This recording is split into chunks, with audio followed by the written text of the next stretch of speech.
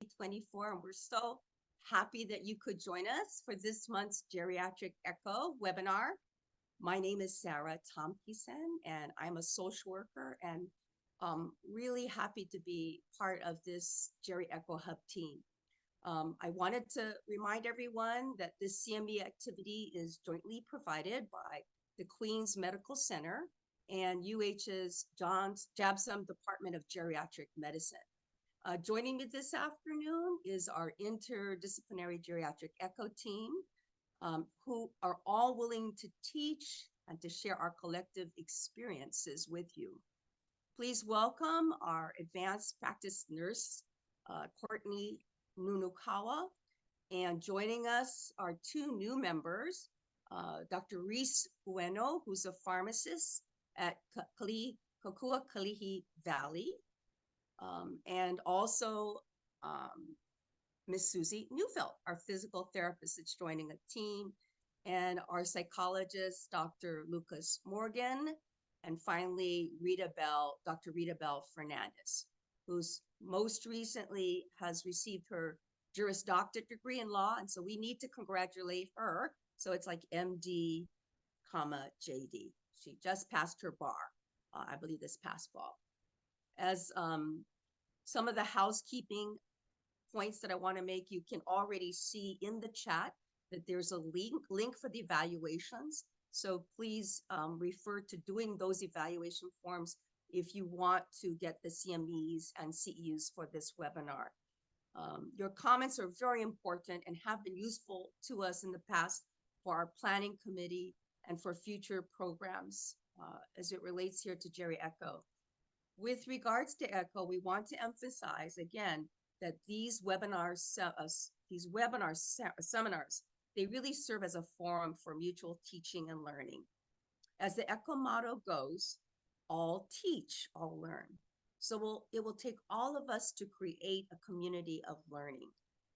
Here's a little bit again of the format for our ECHO series. It begins with a short lecture from our expert presenter. And then we have open comments from our hub team, members that I mentioned. And you, the participants, we really want to get your comments, your questions, and even case examples. Additionally, we invite you to share any geriatric cases, keeping in mind that you remain HIPAA compliant. This includes not sharing the patient's name, the birth date, and keeping those questions also anonymous. We learn best from our patients and our clients. This is very true, and they are our best teachers. So I'm really happy to be able to introduce today our presenter. It's actually what I consider an encore performance or presentation. She's laughing. It's Dr. Rita Bell Fernandez, and a little bit about Dr. Fernandez. Not only is she an associate professor with the Geriatric Medicine Department at the John A. Burns School of Medicine, she's a practicing geriatrician with Kokua Valley, Kali Palama Health Center, and she's also the associate medical director at Islands Hospice. She graduated from medical school in India in 1995, moved to Hawaii, and has been practicing geriatric medicine since she finished the fellowship program.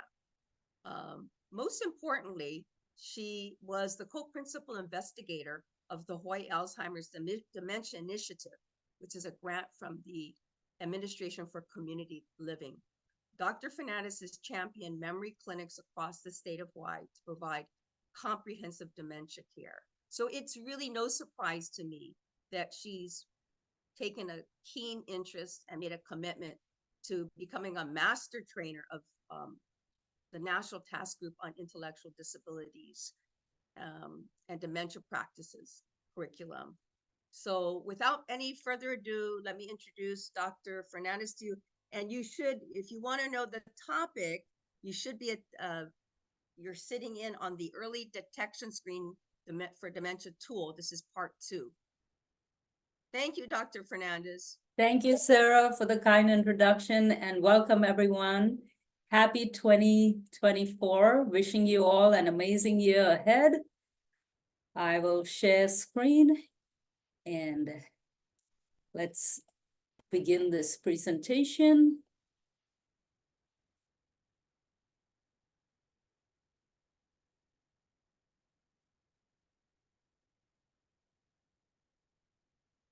Is it working? Am I able to share the screen or?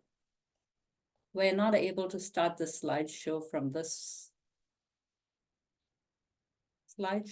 the beginning, but it doesn't. I will try again. John, can you share that video, a YouTube video we will start with looking at a story of a client with Down syndrome. So let's begin from a patient and a family and a caregiver perspective.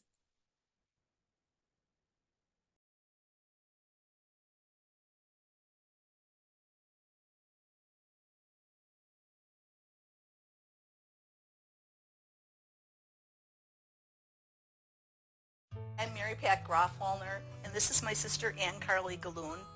When she was born, every doctor said Ann won't be able to do anything. She won't be able to feed herself, she won't be able to walk, she won't be able to talk. And my mother, I think, was really the instigator about this and said, you know what, I don't believe that. So my parents brought her home, and she very much was always part of our family, part of our community. My parents said she needs to be educated just like any of our other children. She had a great education. She learned to be part of the community. She learned to be independent. She learned to know her neighborhood and how to get around her neighborhood.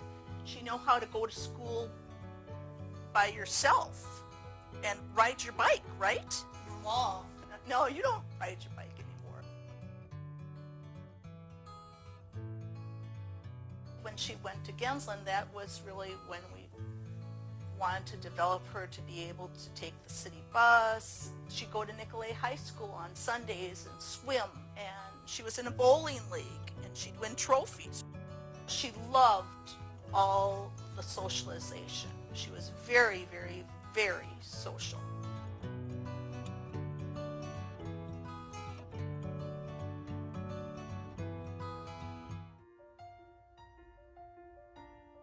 She was at that group home for around 10 years, but we started to notice her memory wasn't as sharp.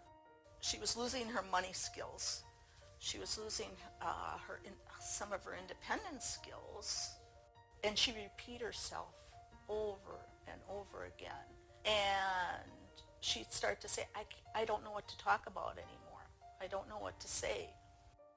I would say in the late 40s, in that her disposition started to change a lot, in the sense of if she didn't get immediate gratification, she would have temper outbursts. I think one of the greatest challenges was when people left the group home, not the other roommates, but when workers left. That was such a challenge for her. She would develop these friendships and this closeness, and she would be just devastated when someone would leave.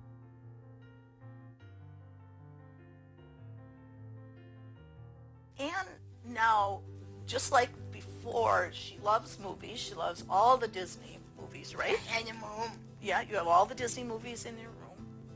You like to watch Bucky Badger games. Loves the Badgers. Not swimming.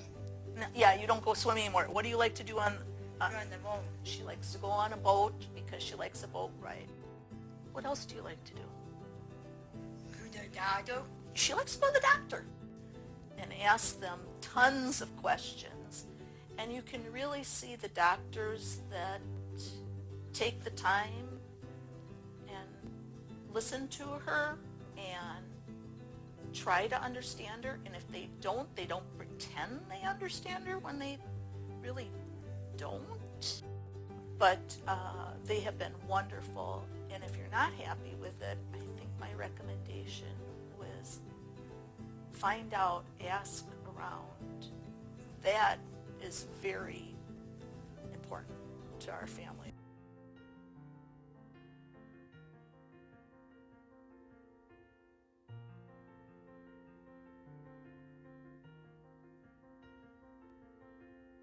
She never complained, never said anything. She just would say, I think I'm getting old. I think I'm getting old.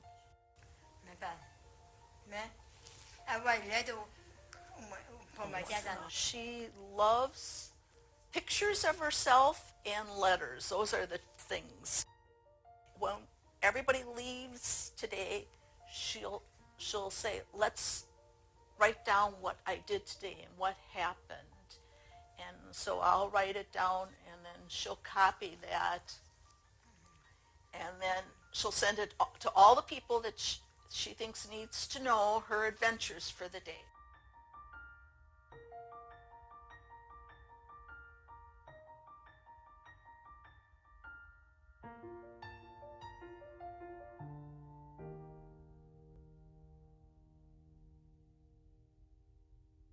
Thank you, John, for sharing that video. It really is heartwarming to see a story from a caregiver and a family perspective. And this is the reason why we want to talk about dementia in the DDID population. And I will share my screen. Hopefully this.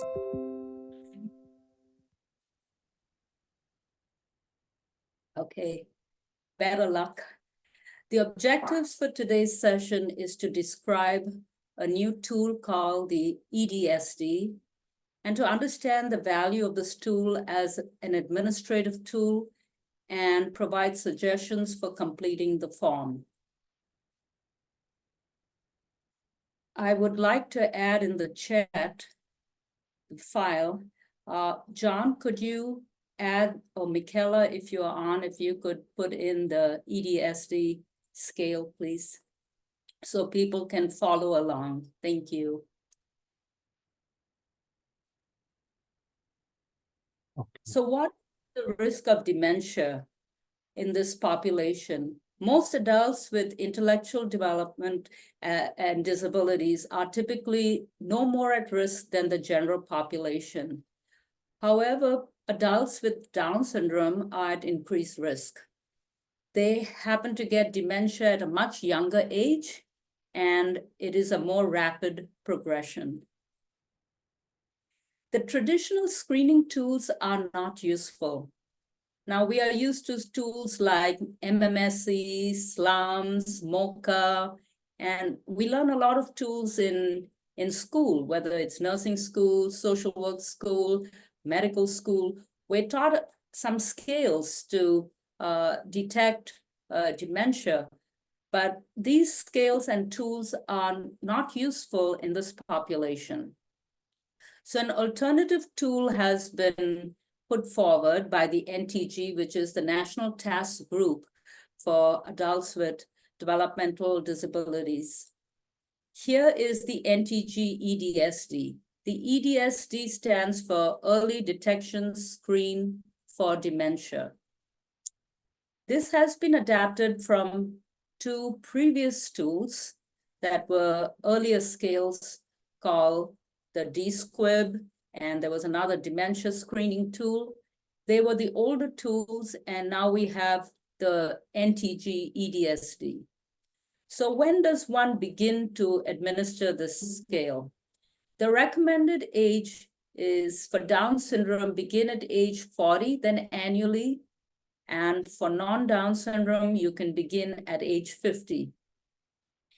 This tool is translated into multiple languages and is available on the website. NTG website has this tool. Thank you, Jody. Jody has put the link. So if you could click on that link, we can all follow along the EDSD tool. So what is the goal of the tool? It is to identify meaningful change in functioning. Because not all change from baseline is meaningful for our purposes. It is looking at different domains. It is looking at domains in function that may alert caregivers about need to follow up. bring it to the team's attention, bring it to the case manager's attention or the provider to see if we need to track the symptom and if more help is needed. So the rationale for developing the NTG-EDSD was to equip families and professional caregivers with a tool to capture information about changes in cognition and behavior and daily functioning. Another opportunity to administer this tool is at the annual wellness visit. Medicare encourages all of us to perform the annual wellness visit for seniors, and it's an opportunity where we can do cognitive testing. It's also a tool to train caregivers to recognize and report relevant signs of change. So who can complete this form? According to the NTG, it is anyone who is familiar with the client. It doesn't have to be a doctor, it doesn't have to be a social worker or a nurse. It can be anyone who is familiar with the client. It could be a caregiver, it could be a family member, it could be a PAB worker. It could be administered if the client attends a daycare program, that may be an opportunity. It could be an opportunity at a clinic visit. What do we need? We need to gather the chart. We need to gather some medical information because all these things are documented in this form. So I will go through this form page by page, and I have a larger part of this session to answer questions. So let's look at the cover page.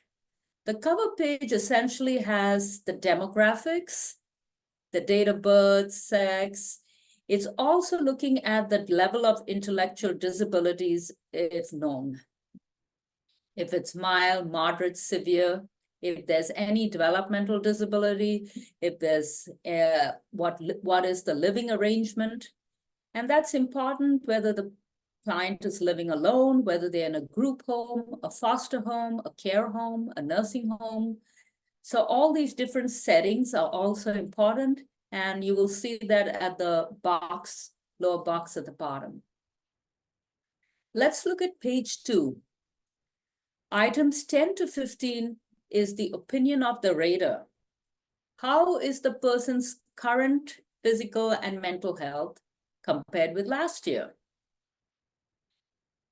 Page 2, items 16 to 18 is looking at if person has been diagnosed and if there's already documentation of MCI or dementia.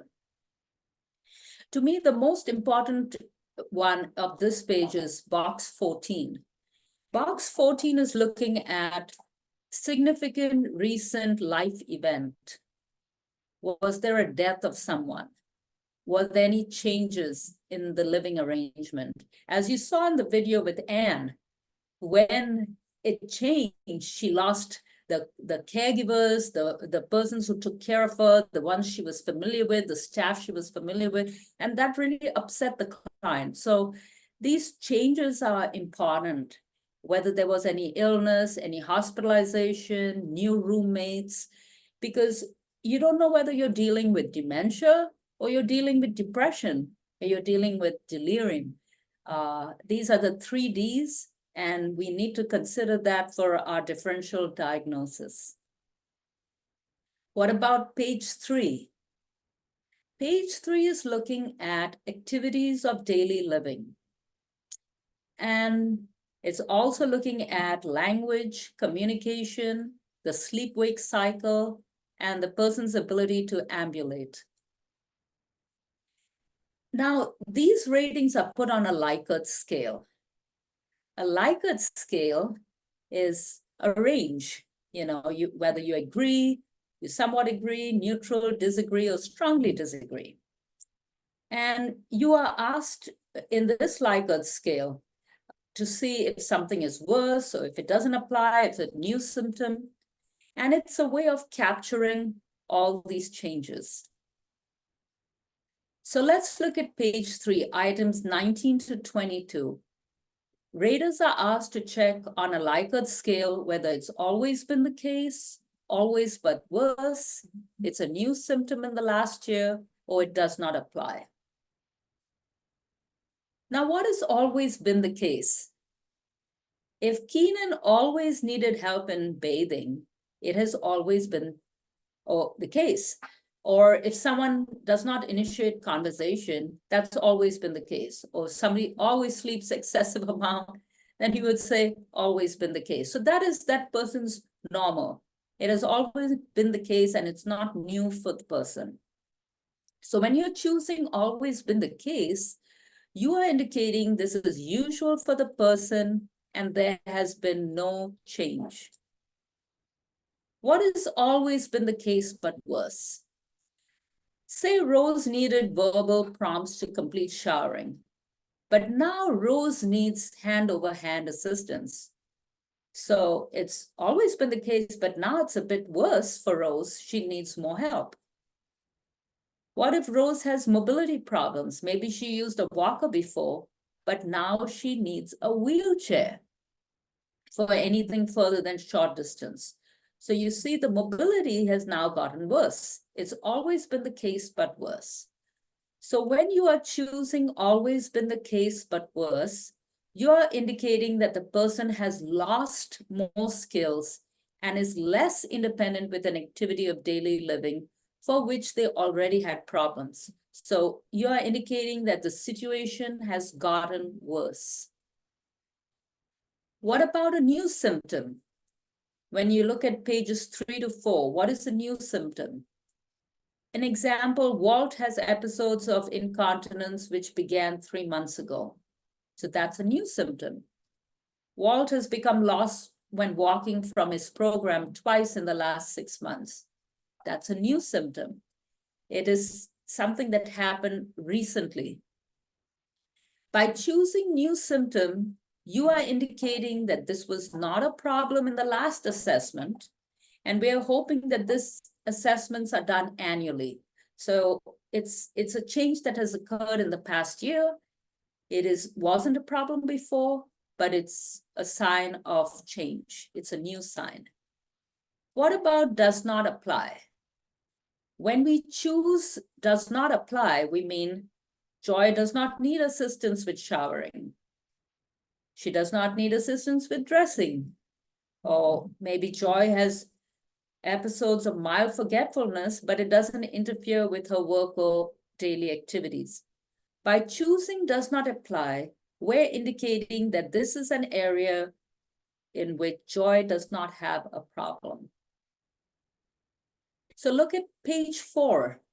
In page 4, we have moved to domains of memory, behavior and affect, the adult's self-reported problems, and any noticeable significant changes that are observed by others. So you can report things that others may have told you, like maybe a neighbor, maybe a church member said, oh, I noticed this, or change in personality, in friendliness, in attentiveness. You can also bring about other raters' observation in box 26. Let's look at page 5. Page 5 of the EDSD is looking at chronic health conditions, whether it's bones, joints, cardiovascular systems, respiratory system, mental health, sensory systems. So all these are very important in clients with DDID. And page 6 is what we get from the patient's chart, like their current medications, any background information, and you can come up with next steps, whether you're going to refer the client to a treating physician or include something in their annual wellness visit or repeat in a couple of months. So the essentials for a diagnostic workup for persons with DDID that you are suspecting dementia, we first need to rule out delirium. We need to rule out depression. We need to rule out, is this because of a new medication? Are we having side effects of a medication? In addition to performing a history and physical, there are certain lab tests that are advised. And these are the standard laboratory tests for dementia that you would administer in any age group. One of the special tests that is added to the list is celiac screening if a person has Down syndrome. And if possible, you can complete the workup with an MRI or CT scan. So I will stop here and see if there are any questions, any comments from the Hub team. And let me end show. All right. Well, thanks so much, Rita Bell. Really a compelling tool. And that's actually really, it's new to me. And so I really appreciate this exposure and discussion. So yeah, I just want to start by opening it up to our team and starting with Sarah, just sort of getting your 2 cents, looking at this from a social work perspective. Anything you want to add so far? Yeah, I mean, the biggest takeaway that I'm getting right now is the importance of assessment.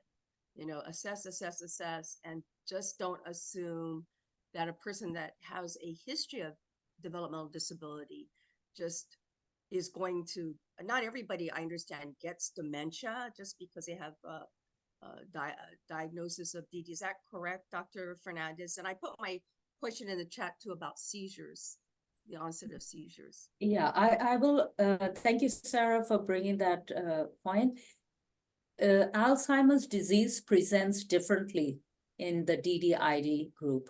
So typically with our seniors and elders, we notice forgetfulness, repeating the same things over and over.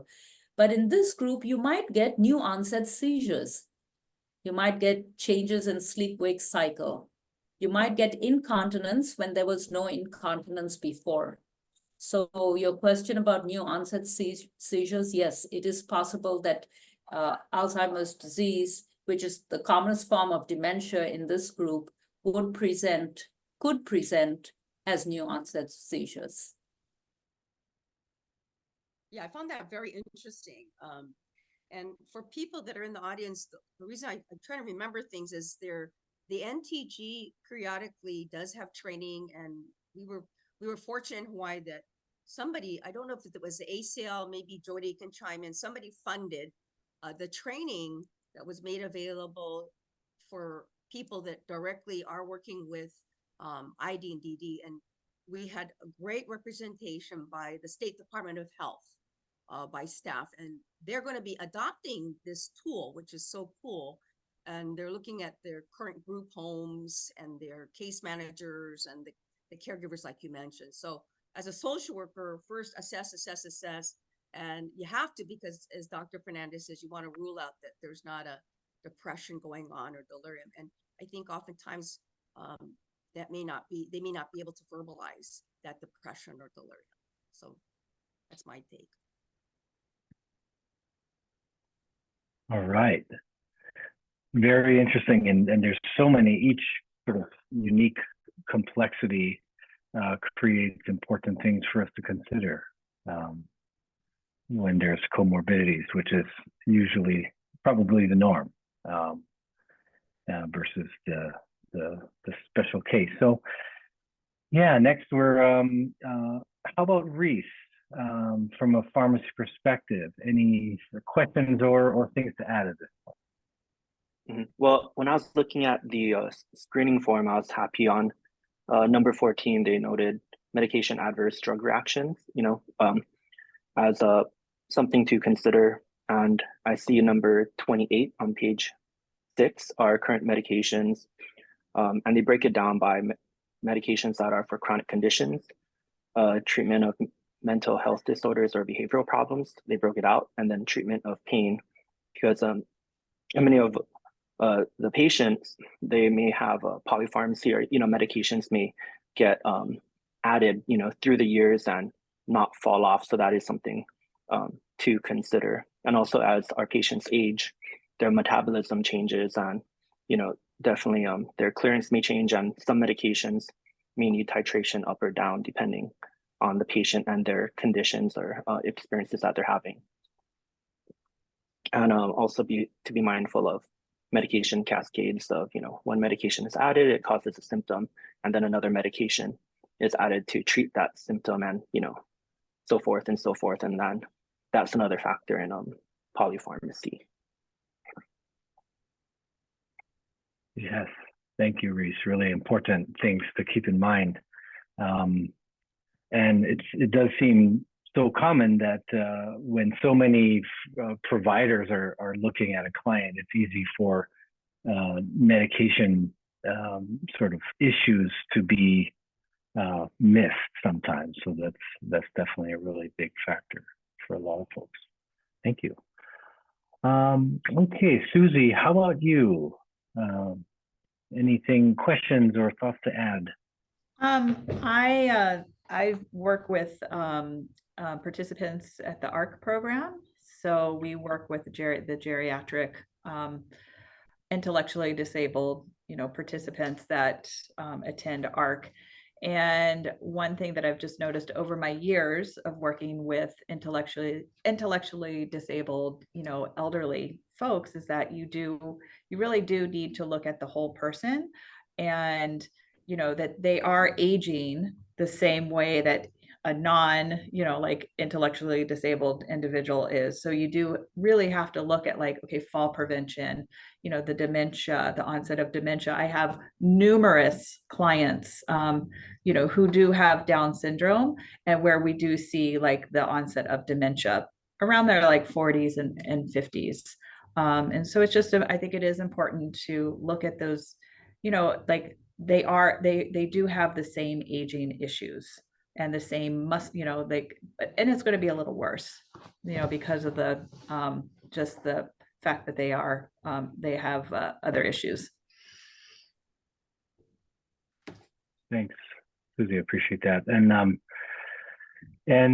Yeah, so you also asked an interesting question in the chat, which is, do you recommend this test versus the mini mental test for folks without a diagnosis of intellectual disability or developmental disability? And yeah, it sort of struck me that this assessment is not a performance type assessment. It's sort of a functionality and very comprehensive review of where a person is at, but it's not a performance test, so to speak. So I wonder if Rita Bell, could you speak to the kind of the difference between this and mini mental tests, and would we also use this for folks without intellectual disabilities?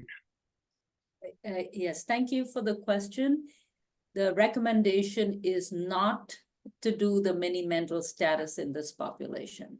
We are not to do the slums, and we're not to do those tests.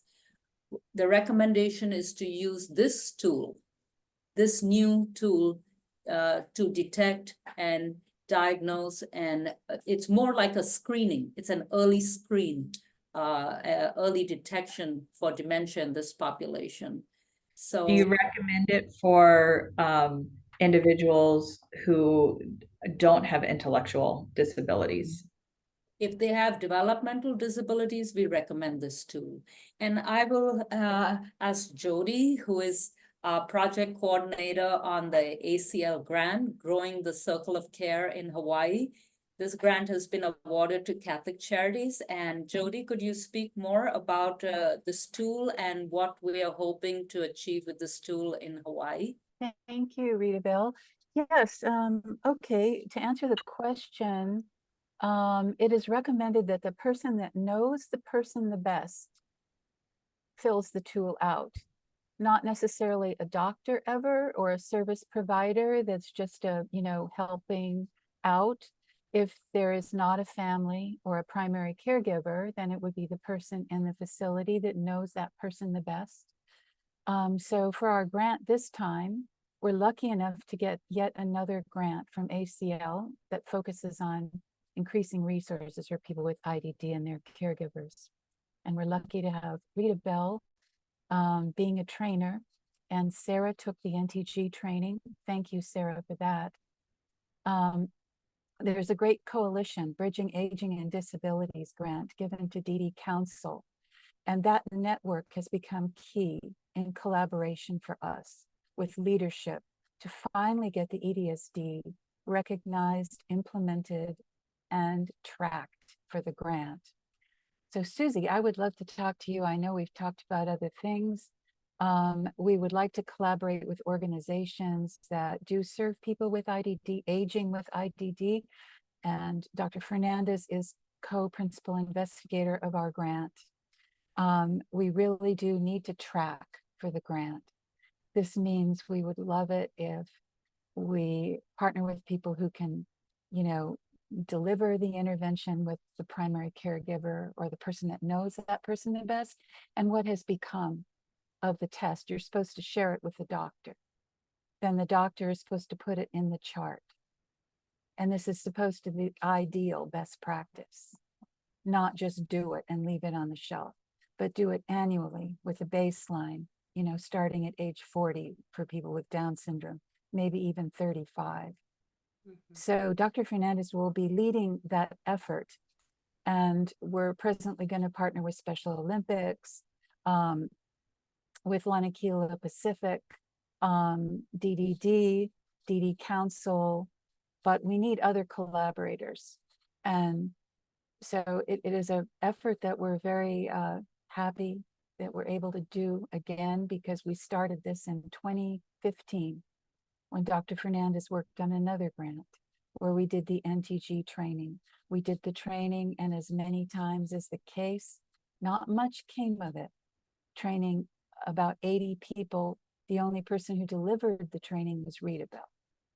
Dr. Fernandez has been giving talks about the basics. I'll put a link in the chat that shows a recording of Dr. Fernandez on the Catholic Charities website about IDD, aging, and dementia.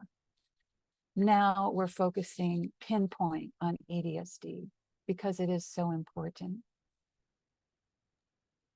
That's it, I Thanks, guess. Judy. From what I Yeah. recall, and maybe you can help me, that might answer also Susie's question about ID individuals. So when I went to the training, I asked specifically, you know, I don't see people with Asperger's and some other intellectual disabilities being able, that I don't know about the inter-rater reliability, or, you know, with regards to the mini mental status exam or the MOCMs and so on. And that's why I think I understood, even for people that have intellectual disabilities, this ED, the early detection screen for dementia, is also to be used with both people with ID and DD. I think that's what we Yes. wanted clarification on. What they're saying to us from NTG is that Down syndrome has been proven by research to show an increased risk for Alzheimer's. They get it earlier, they share a gene, the same APOE gene that people with Alzheimer's have. And so they can get it as young as in their 30s. They start getting memory issues, but not all of them get it. That's another myth, that not everyone with Down syndrome will develop. I think it's about 60 to 70%, then it comes up really a lot if they reach age 60 or 70. But it's 20 years earlier than the normal population, and the prevalence is more. But, you know, as for the other conditions, autism and things, they have noticed anecdotally, the NTG leads, that people with autism and other forms of developmental disabilities or intellectual disabilities will get memory issues 20 years earlier. That's kind of the norm, isn't it? Dr. Fernandez, 20 years Yes. earlier? Yes, 20 years earlier. And I want to just stress about why are we doing this? The reason is it's being missed. It's being missed in the community, and using best practices and using tools that are recommended will help us detect this earlier and help families get the help, the resources they need for their loved ones. So that's the whole reason, is that we want to increase awareness for dementia in this population. We don't want to miss it, and we want to bring help to families. That is why we are advocating for this tool. And the whole goal of Bridging Aging and Disabilities Grant for DD Council, which is very refreshing, is was something Special Olympics is now doing, which is to increase inclusivity of doctors for people to take people with, IDD. So there was some pilot studies with geriatric clinics starting to take people that are aging with developmental disabilities. Rita Bell, maybe you can talk about that barrier. One of the barriers to geriatricians seeing a DDID population is there is an age cutoff to enter a geriatric clinic, 60 and over, or 65 and over. And you can't get an appointment for somebody who may be 40 or 45. So I think we need to help this group by making a case-by-case exception or a waiver or prior authorization or whatever is needed to get them the help. It could be a neurologist. It doesn't even have to be a geriatrician, but they need to get the care. And another important point for bringing this up in an ECHO forum is that if the scale is done by a family member and you were given a copy, at least you are familiar with what are these 6 pages. Because the first time I saw this tool, I was baffled.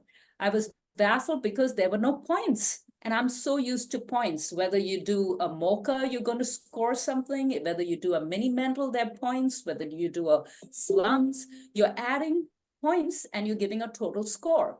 Now, if you look at this EDSD, the first thing that came to my mind was, where's the score? What's the points here?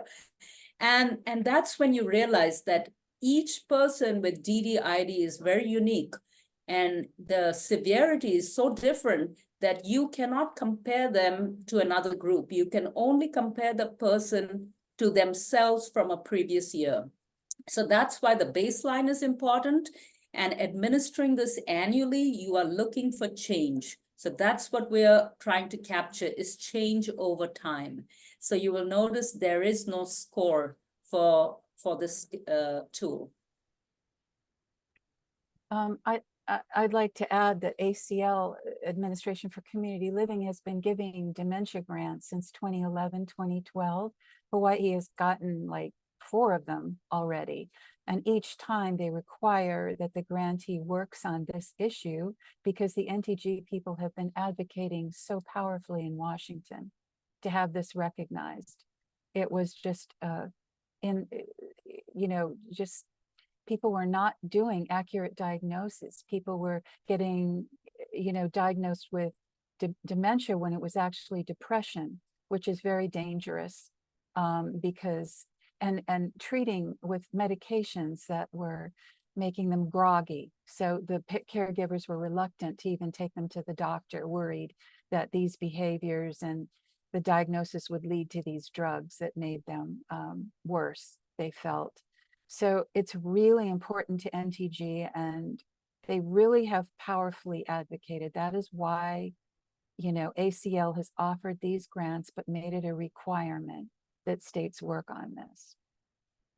I was going to add too that what's really important is how we as a group need to revisit our conception or perception of how we look at people that have developmental disabilities, that it's not normal, right? It's not a normal part of a person with developmental disabilities to start having these signs or symptoms of, like Anne did, it was perfect. She was telling her caregiver sister, I'm beginning to forget things, and I think people just assume that if you have a developmental disability, the person cannot speak for themselves or tell you what they're feeling, or so I think it speaks to, I guess, as a community of healthcare providers and allied health professionals, we're going to need to change our mindset too. Yeah, that's the only way that we'll be motivated to use this tool. We can't just write it off. Well, this is a normal part of aging for someone with developmental disabilities. Thank you so much, Sarah. You can be a real advocate for this. I want to turn around what I just said. It's actually sometimes mistaken that it's dementia when it actually is depression only. And that happened anecdotally with a pilot clinic at the university in upstate New York, that they had, that there was an individual with Down syndrome who had a lot of loved ones die, and he had a lot of transitions, residential transitions. He was very, very depressed. If it hadn't been for this pilot geriatrics IDD clinic diagnosing it correctly, he would have continued to be thinking that it was dementia. When he was treated for depression, he regained a lot of his former independence. Rita Bell, maybe you can talk about that too. We noticed that in our memory clinic as well. Many clients refer to the memory clinics may have had depression, and we, instead of starting an Alzheimer's drug, we started a depression drug on clients. That makes sense, right? Because Susie and Lucas, without putting you out there, you know, in the hot seat, have you seen that people's mobility get impacted, and their ADLs? And how about mood, Lucas? How does that, you know, interface with mobility and function when people are depressed?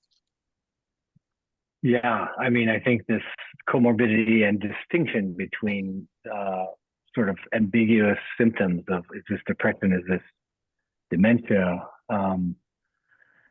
super important. And it's important to, you know, a lot, you know, psychology has studied the effectiveness of psychotherapy on folks with early and middle stage dementias and found that it's actually still useful to do individual therapy or family therapy for depression for someone who has earlier or middle stage dementia to address the depression. And when the depression is resolved or improved, we can actually get a much clearer sense of where a person's cognitive functioning is at. Now, when we add in sort of intellectual disability and developmental disability, you get another complexity. And something like, you know, psychotherapy, which in many cases is very sort of dependent on certain types of verbal and cognitive functioning, we start to run into questions. And, you know, I think a lot of this discussion is pointing to what, you know, we're also very interested from a psychological perspective is our own biases and our own biases as providers, because most of our training has been biased towards folks without individual or intellectual and developmental disabilities. And so what we assume is a appropriate test to detect things is actually maybe not that valid. And so, you know, I'm just curious, you know, a lot of you folks involved in these really progressive efforts to bridge the worlds of dementia assessment and treatment and care with developmental and intellectual disabilities. How much of a barrier is it in the community to finding providers of any kind that have understanding not just of dementia, which is hard enough most of the time, but also of working with folks with developmental and intellectual disabilities? Is that another barrier that you're running into, just lack of training in this area and awareness? Yes, there is a barrier. And what we heard from the feedback from the DDD division at the Department of Health is that there are few doctors that have majority of their clients. So most of their clients go to very few doctors, and they are typically the Filipino doctors in our community that have been serving our community for many, many years. A lot of them go to these doctors in Waipahu. And we have really thanked these doctors for their service. And we had a special training just for them in about the EDSD in our previous grant cycle. But you're right, not every provider specializes or accepts these cases. Kaiser has been partnering with Special Olympics, and they help with their fairs, their wellness fairs. And of course, Special Olympics, healthy bodies, healthy minds is their theme. So it's important that Special Olympics is collaborating because some of their athletes are experiencing this. But Kaiser is a good example of a place that's starting to move toward inclusivity. And this is why it's exciting that there's a national Special Olympics effort to increase inclusivity of healthcare systems for IDD. And Dr. Fernandez will be on that advisory panel. You know, just start it. It's fantastic. And it's great to see a large network like Kaiser starting to really, try to develop its inclusivity in this way. So, and I think this is a good reminder to all of us that whatever field or profession we find ourselves in helping professions, is that there's always more for us to be doing as far as learning about different populations that we may not have had exposure to. And so it's that lifelong, one of the joys of this work is lifelong learning. So all of us have that opportunity. So thanks for this encouragement from everybody to be continuing in this area. I just wanted to touch on a question, which is an interesting one from Renata, about how can law enforcement benefit from this EDSD tool? And Renata, do you want to share with us a little bit about why you asked this question and any thoughts you have about this question?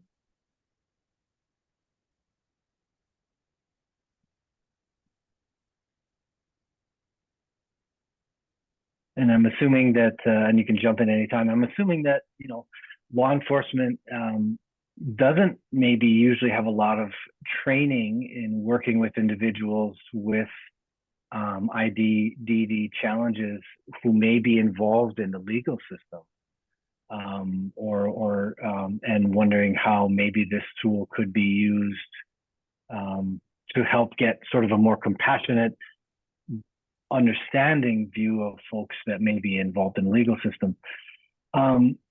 And if Renata, you want to chime in anytime, that's great. Does anyone else have any ideas about this question and possible applications of this? Thank you, Renata, for bringing up other sectors, especially law enforcement, that can help.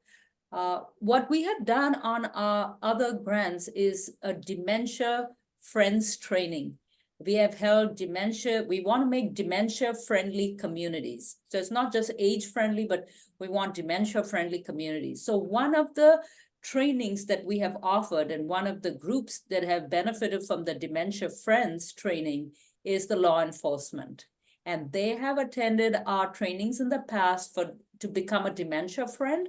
And we have held this training on Big Island, Kauai, Maui, Oahu. So we have gone all over to give them some basic concepts on dementia and how they can be a dementia friend. Now, we haven't gone so far as to this EDSD tool with the law enforcement. We haven't taken it that far. And maybe, Jody, that's something you can look into and bring it up with the DD Council, whether we need to do some trainings with law enforcement. Thank you. Yes, of course, it's the same stuff that happens with regular folks with Alzheimer's, the same things about wandering, behavioral issues, maybe violence to some degree, medications, stuff like that. Yeah, just the basics. But, there are a couple of states that have made dementia friends for IDD. Not a lot, but it's just beginning. Somebody adapted that training for IDD folks and providers. That would be something to look at, but it's a great idea. Yeah, great idea. And it sounds like there are some models out there that could be used locally and already, really similar to what some of the work that folks here are already doing. So yeah, I really appreciate bringing that up, Renata. And, really important conversation and needs for our communities for sure. I have a question, Jody and Dr. Fernandez. So with regards to the grant that you have as well, could this be extended in addressing also Renata's question? I always think about first responders. So it's not just the police department, but many first responders.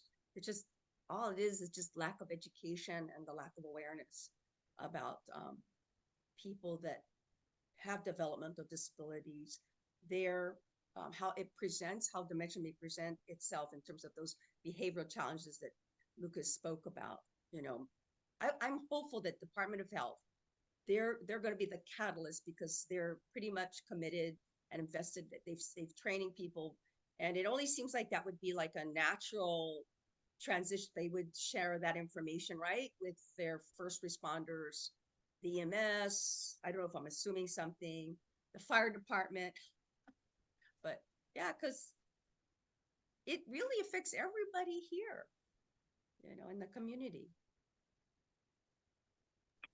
Definitely. And I think it's I mean, just like primary care providers are like often the first point of contact for folks, even before them, or in other cases, like you said, first responders of all kinds and police officers and law enforcement included are often the folks who are interfacing in the community with folks having crises.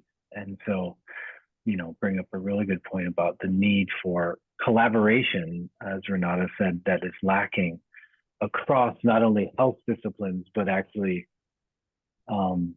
organizations and providers of all types of community support, including law enforcement.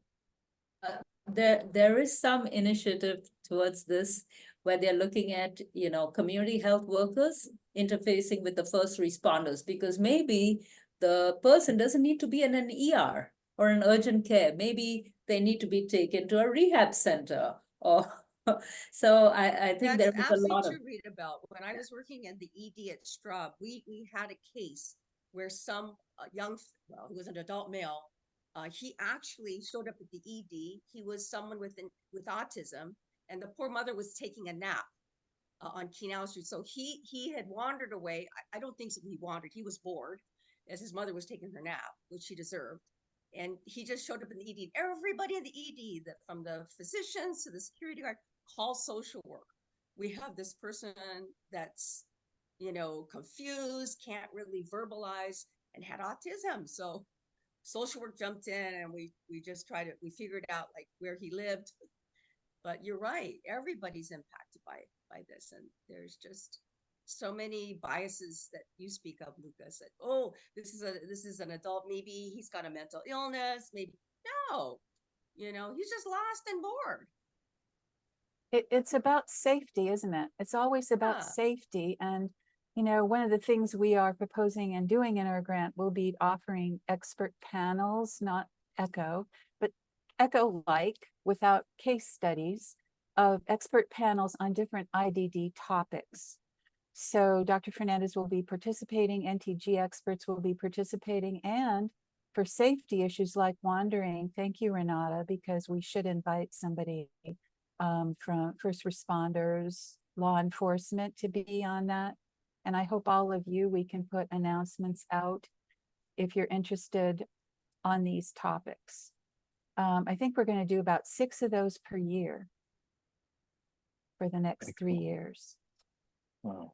A lot of really exciting and innovative resources that sounds like you folks are working.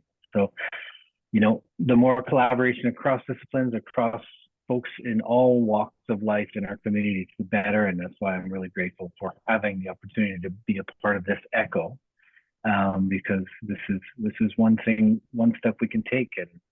And appreciate everyone joining us today. I'm aware of the time, and Rita Bell did put the link for evaluation to obtain your CMEs in the chat. So please take a click on that in order to get your CMEs. And so again, we just want to thank you from the Geri ECHO team for coming and hanging out with us today and really being a part of this really cool presentation. And thank you so much, Rita Bell and everybody else. Have a wonderful day, the rest of your week. Aloha.